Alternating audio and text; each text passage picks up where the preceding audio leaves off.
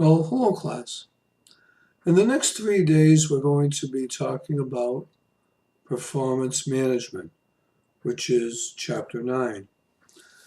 And this is an important chapter because it talks about how we actually perform in our management training and how we appraise that performance.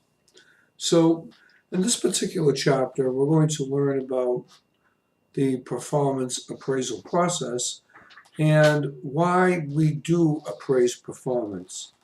And, just like employees have needs, employers have needs. They need to fulfill their strategic goals. The employee needs to get something out of what they're doing beyond just the paycheck. More traditionally, they want to kind of feel good about what they're doing and how they're making a contribution to the organization. In this chapter, we're also going to take a look at who should do the appraising. And we're going to look at different techniques for appraising performance.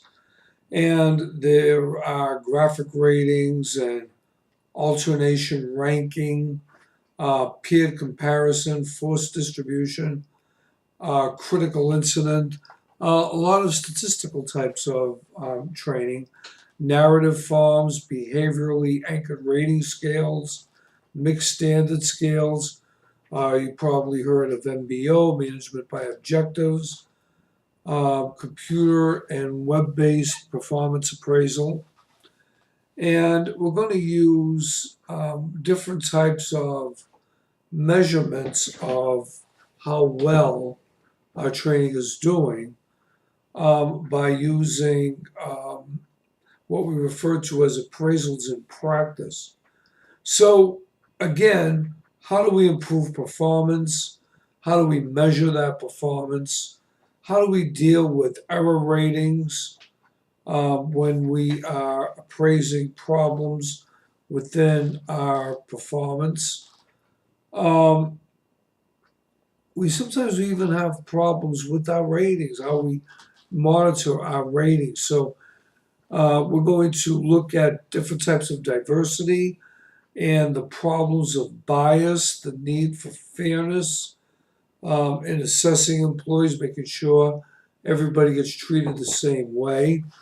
We're going to be looking at the appraisal interview, how to conduct appraisal interviews, how to properly criticize a subordinate, giving constructive feedback.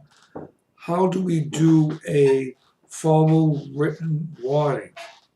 Okay?